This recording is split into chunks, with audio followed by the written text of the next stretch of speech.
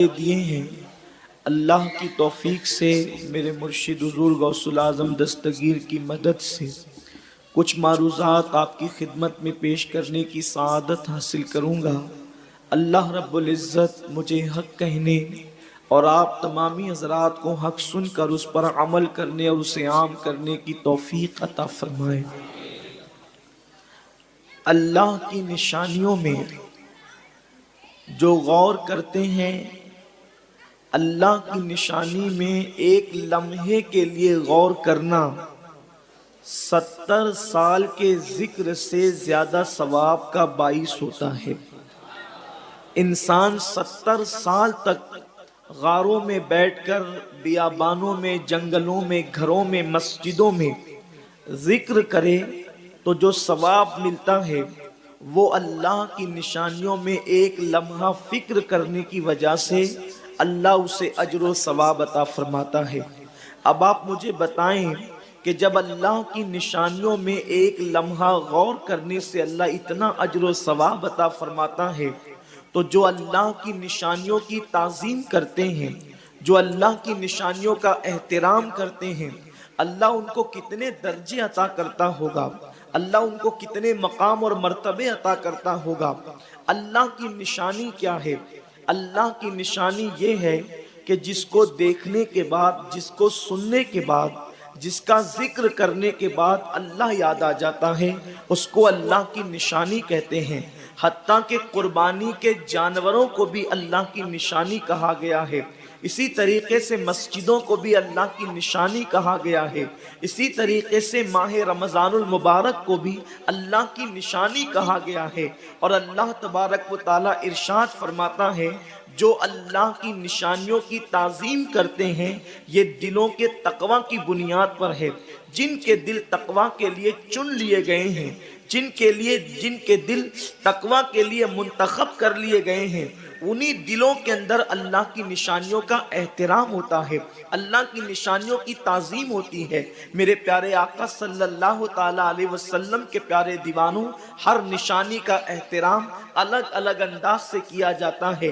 مثال کے طور پر قربانی کے جانوروں کا احترام، چونکہ وہ اللہ کی نشانی ہے تو اس کا احترام یہ ہے کہ اس پر سواری نہ کی جائے۔ اگر آپ نے قربانی کے جانور کو قربانی کی نیت سے خرید لیا ہے، اب آپ اس سے ہل نہیں چلا سکتے، آپ اس پر سواری نہیں کر سکتے۔ اور اگر آپ غنی اور مالدار ہیں تو آپ اگر اس کا دودھ دھو لیں، اس کا دودھ نکال لیں تو آپ اس کو خود استعمال نہیں کر سکتے، بلکہ اس کا احترام یہ ہے کہ آپ کسی مسکین کو، کسی فقیر کو وہ دودھ صدقہ کر دیں۔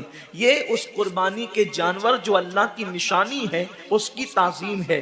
اب ماہ رمضان شریف بھی اللہ کی نشانی ہے، تو وہ ہمیں نظر تو نہیں آتا کہ اس کو دیکھ کر کھڑے ہو جائیں، وہ ہمیں نظر تو نہیں آتا، اس کے کچھ ہاتھ تو نہیں ہے کہ اس کی دستبوسی کریں۔ تو ماہ رمضان شریف جو اللہ کی نشانی ہے اس کا احترام کیا ہے، اس کی تعظیم کیا ہے؟ تو ہمارے اسلاف فرماتے ہیں ماہ رمضان شریف میں عبادتوں کا اہتمام کیا جائے، یہ اس کی تعظیم ہے۔ گناہوں کو چھوڑ دیا جائے، یہ اس کا احترام ہے۔ میرے آقا مصطفیٰ جان رحمت صلی اللہ تعالی علیہ وسلم جب بھی ماہ رمضان المبارک قریب آتا تو میرے سرکار اپنے صحابہ کو عبادت کا شوق دلانے کے لیے، اپنے صحابہ کو عبادت کا ذوق دلانے کے لیے، اپنے صحابہ کے دل میں عبادت کا جذبہ پیدا کرنے کے لیے آقا کریم رؤوف الرحیم صلی اللہ تعالی علیہ وسلم ان کے درمیان رمضان المبارک کی برکتیں بیان کرتے، رمضان شریف کی فضیلتیں بیان کرتے، رمضان المبارک کی اہمیت بیان کرتے۔ ایک مرتبہ اللہ کے محبوب مصطفیٰ جان رحمت صلی اللہ علیہ وسلم فرماتے ہیں، اے میرے صحابہ، اب تم پر ایک ایسا مہینہ جلوگر ہونے والا ہے کہ جس کی پہلی رات کی شان یہ ہے، جس کی پہلی رات کا مقام اور مرتبہ یہ ہے کہ جب ماہ رمضان کی پہلی رات آتی ہے تو آسمانوں کے دروازے کھول دیے جاتے ہیں، جنت کے دروازے کھول دیے جاتے ہیں، جہنم کے دروازے بند کر دیے جاتے ہیں، اور عرش کے نیچے سے ایک ہوا چلتی ہے، اور وہ ہوا جب رحمت کی ہوا چلتی ہے تو اللہ اس رات اپنے بندوں کو پیار کی نظر سے دیکھتا ہے، محبت کی نظر سے دیکھتا ہے، اور اللہ کی محبت محبت کی نظر جس بندے پر پڑ جاتی ہے اللہ اس پر جہنم کی آگ کو حرام فرما دیتا ہے۔ میرے آقا صلی اللہ علیہ وسلم کے دیوانوں، وہ مہینہ آنے والا ہے، وہ رات آنے والی ہے، وہ شب آنے والی ہے جس رات اللہ اپنے بندوں کو محبت کی نظر سے دیکھے گا، پیار کی نظر سے دیکھے گا، الفت کی نظر سے دیکھے گا۔ میرے پیارے آقا صلی اللہ علیہ وسلم کے پیارے دیوانوں، آپ اندازہ کریں کتنا وہ مقدس بندہ ہے، وہ بندہ مقدر کا سکندر ہے جس کے وجود پر میرے اللہ کی نگاہ رحمت پڑ جائے، میرے کریم کی نگاہ رحمت پڑ جائے۔ ہم کس کس کی نگاہ کے طالب ہوتے ہیں، ہم کس کس کی توجہ کے طالب ہوتے ہیں۔ ہم سوچتے ہیں کہ پیر صاحب کی نگاہ پڑ جائے گی تو میرا بیڑا پار ہو جائے گا۔ یقیناً پیر صاحب کی نظر بڑی قیمتی ہے، دیوان شاہ بابا کی نظر پڑ جائے گی تو میری تقدیر بدل جائے گی۔ یقیناً اللہ کا ولی بڑی شان والا ہے، غوث پاک کی نظر پڑ جائے گی تو میرا بیڑا پار ہو جائے گا۔ اندازہ تو کریں جس پر اللہ کی نگاہ رحمت پڑ جائے، اور وہ رمضان شریف کی پہلی رات میں ہوتا ہے کہ اللہ اپنے بندوں کو پیار کی نظر سے دیکھتا ہے، اللہ اپنے بندوں کو محبت کی نظر سے دیکھتا ہے، اور خدا کی نگاہ رحمت جس پر پڑ گئی پھر اس کو جہنم کی آگ چھو نہیں سکتی، اس کو جہنم کی آگ جو ہے اس کو جلا نہیں سکتی۔ لیکن کتنے افسوس کی بات ہے، ماہ رمضان شریف کی ایسی برکت والی رحمتوں بھری رات آتی ہے، اور وہ پہلی رات آتی ہے، اور اس رات میں ہم کیا کر رہے ہوتے ہیں؟ اس رات میں ہمارا حال یہ ہوتا ہے کہ ہم ہوٹل پہ بیٹھ کر ٹائم پاس کر رہے ہوتے ہیں، اس وقت ہم گھروں کے اندر بیٹھے ہوتے ہیں اور وقت کو ضائع کر رہے ہوتے ہیں۔ اور اب تو حال یہ ہو گیا ہے کہ ساری چیزوں سے تعلق توڑ کر ہم نے سارے رشتے اپنے موبائل سے جوڑ لیے ہیں۔ اس وقت ہمارا سب سے قریبی رشتہ دار اگر کوئی ہے تو وہ اپنا موبائل ہے۔ یہ ہنسنے کی بات نہیں ہے، یہ بہت نقصان کی بات ہے۔ اس قدر قریبی رشتہ، ماں باپ سے بھی زیادہ قریبی رشتہ موبائل سے، باپ سے بھی قریبی رشتہ موبائل سے، بیوی سے بھی زیادہ قریبی رشتہ موبائل سے۔ آپ کہیں گے اتنا قریبی رشتے کی آپ بات کرتے ہیں؟ ہم کہتے ہیں جو جتنا قریبی رشتہ دار ہوتا ہے اس پر توجہ اتنی زیادہ ہوتی ہے، اس سے پیار اتنا زیادہ ہوتا ہے، اس کی طرف توجہ اتنی زیادہ ہوتی ہے، اس سے لگن اتنا زیادہ ہوتا ہے۔ ہماری آنکھ ابھی بستر پر کھلی نہیں ہوتی اور ہم سیدھا ہاتھ اٹھا کر کے آدھی آنکھیں بند ہوتی ہے اور آدھی آنکھیں کھلی ہوتی ہے، اور ہم پہلے اپنے موبائل کی طرف ہاتھ بڑھاتے ہیں، کسی کا میسج تو نہیں آیا۔ میرے پیارے آقا صلی اللہ علیہ وسلم کے پیارے دیوانوں، امی کے پاس بیٹھے ہیں پھر بھی موبائل، بیوی کے پاس بیٹھے ہیں پھر بھی موبائل، والد کے پاس بیٹھے ہیں پھر بھی موبائل۔ حد تو یہ ہے کہ مسجدوں کے اندر بیٹھے ہیں پھر بھی موبائل۔ یقیناً اگر کام کے میسیجز ہو اور اگر کام اور ضروری چیز ہو، ٹائم دیکھنا ہو تو آپ یقیناً موبائل کو ہاتھ میں لیں، موبائل کوئی بری چیز نہیں ہے۔ لیکن انسان کتنا ڈوب گیا، عبادت کا سارا وقت انسان اپنے موبائل پر ضائع کرتا ہے۔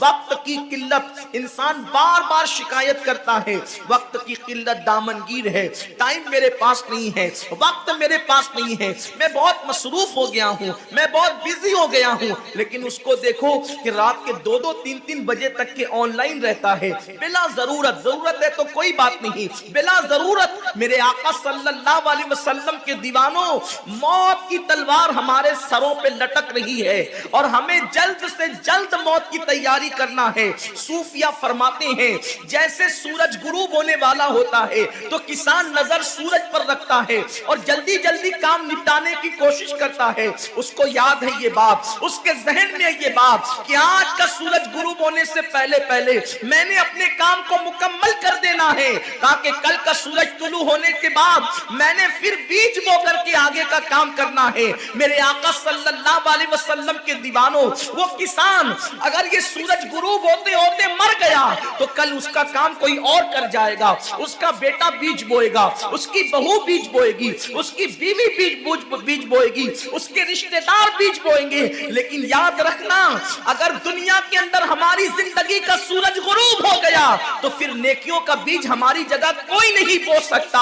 اللہ رب العزت نے کبھی ماہ رمضان کی شکل میں، کبھی شب برات کی شکل میں، کبھی شب قدر کی شکل میں، کبھی اللہ اکبر ماہ شعبان کی شکل میں، کبھی لیلۃ البراء کی شکل میں، کبھی شب معراج کی شکل میں، کبھی لیلۃ الجمعہ کی شکل میں یہ حسین قیمتی لمحات ہمیں اس لیے عطا فرمائے ہیں کہ میرے بندے اگر تو گناہوں کے اندر ڈوب گیا ہے، یہ مخصوص راتیں تجھے دے رہا ہوں، مخصوص دن تجھے دے رہا ہوں، ان راتوں میں میری عبادت کر لے، ان دنوں میں میری عبادت کر کے مجھے راضی کر لے تاکہ میں تیری مغفرت کر دوں. اور پھر رمضان شریف کی تو بات ہی جدا ہے. ماہ رمضان تمام مہینوں کا سردار ہے. میرے آقا مصطفیٰ کریم رؤوف الرحیم صلی اللہ علیہ وسلم فرماتے ہیں ماہ رمضان کو سارے مہینوں پر ایسی فضیلت ہے جیسے مجھ محمد کو تمام مخلوق پر فضیلت حاصل ہے. میرے آقا فرماتے ہیں ماہ رمضان شریف میں اگر تم ایک نیکی کرتے ہو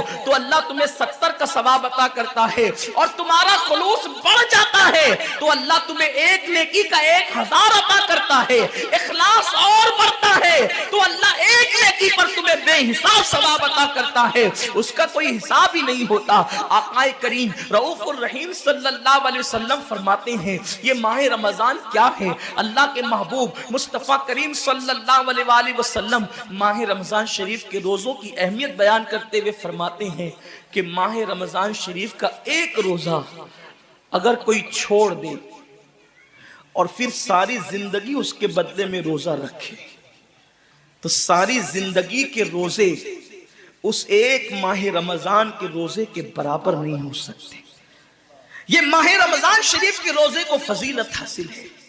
اور اللہ کے حبیب صلی اللہ علیہ وسلم فرماتے ہیں جو ماہ رمضان شریف میں عبادت کر کے اپنی بخشش نہیں کروا سکتا، اپنی مغفرت نہیں کروا سکتا، پھر اس کو کبھی موقع نہیں ملتا کہ وہ اپنی مغفرت کا سامان کرے. آقا کریم صلی اللہ علیہ وآلہ وسلم فرماتے ہیں کہ سال بھر تک ماہ رمضان شریف کے لیے جنت کو آراستہ کیا جاتا ہے، جنت کو سجایا جاتا ہے، جنت کو سنوارا جاتا ہے. اور آقا کریم صلی اللہ علیہ وسلم فرماتے ہیں بڑی بڑی آنکھ والی حوریں اللہ کی بارگاہ میں عرض کرتی ہے میرے کریم ہمیں ان کی دلہن بنانا جو ماہ رمضان شریف میں تیری عبادت کرتے ہیں، ہمیں ان کے نکاح میں دینا جو ماہ رمضان شریف کی راتوں کو جگ کر کے تجھے منانے کی کوشش کرتے ہیں. آقا کریم صلی اللہ علیہ وسلم فرماتے ہیں اگر کوئی بندہ ماہ رمضان میں زنا سے بچے، شراب سے بچے، جھوٹ سے بچے، کسی کو تہمت لگانے سے بچے اور ماہ رمضان شریف کا احترام کرتے ہوئے گناہوں سے بچے تو اللہ تبارک و تعالی ہر رات کے بدلے، رمضان شریف کی ہر رات کے بدلے 100 حوروں کے ساتھ اس کا نکاح فرمائے گا. یعنی 30 راتیں ہیں تو 100 حوروں کے ساتھ اس کا نکاح ہوگا. اور آقا کریم صلی اللہ علیہ وسلم فرماتے ہیں ماہ رمضان شریف کا احترام جو کرے اور احترام ماہ رمضان میں جو لغویات اور خرافات کو ترک کر دے، جو گناہوں کو چھوڑ دے، زنا کو، شراب کو، جھوٹ کو، بہتان تراشی کو چھوڑ دے، آقا فرماتے ہیں اس رمضان شریف کا احترام کرنے والے کے لیے اللہ نے جنت میں ایک ایسا محل بنایا ہے. اس محل کا حال یہ ہے کہ دنیا کے سارے اولین اور آخرین یعنی آدم سے لے کر آخری آنے والے تک انسان تک اگر سارے اس محل کے اندر داخل ہو جائے تو بھی اس محل کی اتنی ہی جگہ وہ لیں گے جتنی کی بکرے کی ران آپ کسی مکان کے اندر رکھتے ہیں تو بکرے کی ران کتنی جگہ گھیرتی ہے، بس تمام اولین اور آخرین اس محل کے اندر اتنی ہی جگہ گھیریں گے. یعنی وہ محل اتنا بڑا اللہ نے بنایا ہے اور وہ محل صرف ان کے لیے ہے جو ماہ رمضان کے احترام میں گناہوں کو ترک کر دیتے ہیں، گناہوں کو چھوڑ دیتے ہیں. میرے آقا صلی اللہ علیہ وسلم کے پیارے دیوانوں، لیکن افسوس ہم اور دنوں کی طرح ماہ رمضان شریف کی راتوں کو ضائع کر دیتے. تاجروں کا سیزن آتا ہے تو تاجر پہلے سے تیاری کرتے ہیں کہ اس سیزن کے اندر میں نے مالدار بننا ہے، اتنا مال میں نے کمانا ہے کہ پھر میں نے سارے سال گھر میں بیٹھ کر کے کھانا ہے. ٹیلر لوگ تیاری کرتے ہیں عید کے موقع پہ اتنی محنت کریں گے رات دن کہ سال بھر اگر کوئی کسٹمر نہ بھی آئے تو وہ گھر بیٹھ کے آرام سے کھا سکے. کپڑے والے سوچتے ہیں کہ سیزن آئے گا، جو بھی سیزن ان کا آتا ہے اتنا کمائیں گے کہ سال بھر بیٹھ کے کھائیں گے. لوگوں جیسے کپڑوں کا سیزن آتا ہے، ٹیلروں کا سیزن آتا ہے، پھلوں کا سیزن آتا ہے، ایک سیزن نیکیوں کا بھی آتا ہے، ایک سیزن مغفرت کا بھی آتا ہے، ایک سیزن جنتی بننے کا بھی آتا ہے، ایک سیزن اللہ کو راضی کرنے کا بھی آتا ہے. ارے یہ کیا کم ہے. میرے رسول سچے نبی صادق و مصدوق نبی نے فرمایا ماہ رمضان کی ہر رات اللہ پہلے آسمان پہ تجلی کرتا ہے اور اللہ اپنے بندے سے پکار پکار کر غروب آفتاب سے لے کر صبح صادق طلوع ہونے تک کہتا ہے میرے بندے اگر تو گنہگار ہے تو مجھ سے معافی طلب کرتا کہ میں تیری مغفرت کر دوں، میں تجھے جنت کا پروانہ عطا کر دوں. اگر تو غریب ہے تو مجھ سے دولت مانگتا کہ میں تجھے دولت عطا کر دوں. اگر تو نعمت سے محروم ہے تو نعمت مانگتا کہ میں تجھے نعمت عطا کر دوں. یہی وجہ تو ہے حضرات صحابہ کرام جب رمضان شریف آتا تو وہ ایسے تیاریاں کرتے تھے جیسے ہم اپنے گھروں کی شادیوں کی تیاری کرتے ہیں. صحابہ اتنے مصروف ہو جاتے رمضان شریف کی تیاریوں میں. اور کیسی تیاری کرتے؟ ہم بھی رمضان شریف کی تیاری کرتے ہیں. ہماری تیاری کیا ہے؟ سحری میں تری کے مسالے کو چاہیے، سحری کے اندر یہ چاہیے، سحری میں وہ چاہیے، افطار میں یہ چاہیے، افطار میں وہ چاہیے. مجھے اس سے کوئی جو ہے وہ شکوہ نہیں،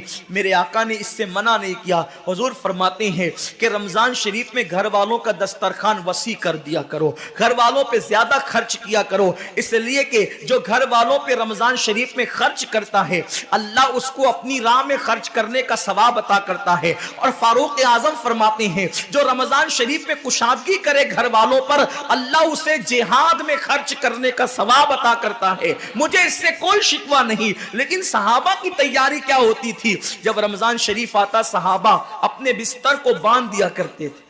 رمضان شریف آتا تو صحابہ بستر کو باندھ دیتے تھے. کیوں باندھ دیتے تھے بستر کو؟ اس لیے کہ اب سونا نہیں ہے. سونے کی راتیں 11 مہینے کی راتیں ہیں.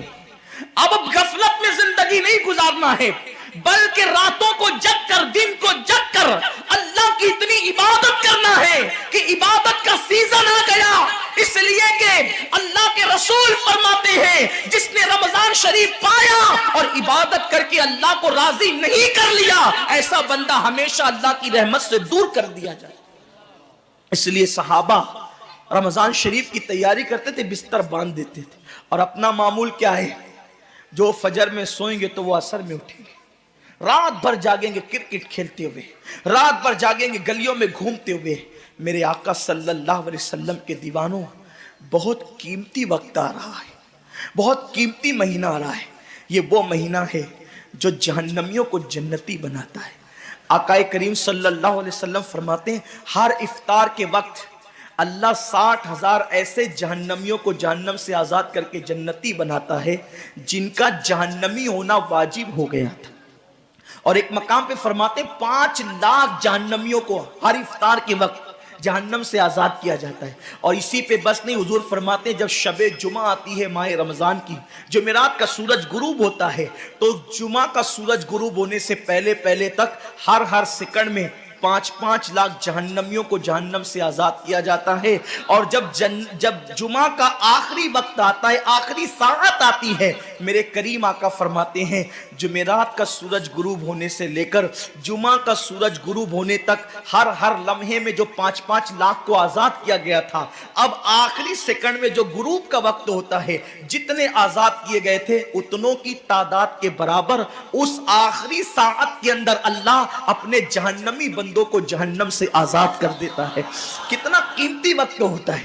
افطار کا وقت کتنا قیمتی ہے، سحری کا وقت کتنا قیمتی ہے. لیکن اس وقت بھی ہم کہاں لگے ہوتے. اب تو لوگوں نے ٹی وی چینلوں پر پروگرامات شروع کر دیے، دینی پروگرامات. مجھے دینی پروگرامات اگر ٹی وی پہ نشر ہوتے ہیں تو اس سے کوئی اختلاف نہیں ہے، لیکن آپ سے یہ عرض کرنا چاہتا ہوں کہ دین سیکھنے کا بھی کوئی وقت ہوتا ہے. اگر آپ سحری کے قیمتی لمحات میں ٹی وی کا منہ پکڑ کر بیٹھے ہیں تو آپ دعا کب کریں گے؟ افطار کے وقت آپ واٹس ایپ پر لگے ہیں تو اللہ سے مانگیں گے کب؟ ساری زندگی سسکیاں لے رہے ہو، ساری زندگی تڑپ رہے ہو، اور جب مانگنے کا وقت آتا ہے، مصیبتوں سے نجات طلب کرنے کا وقت آتا ہے، ہم کہاں ٹائم ضائع کرتے ہیں۔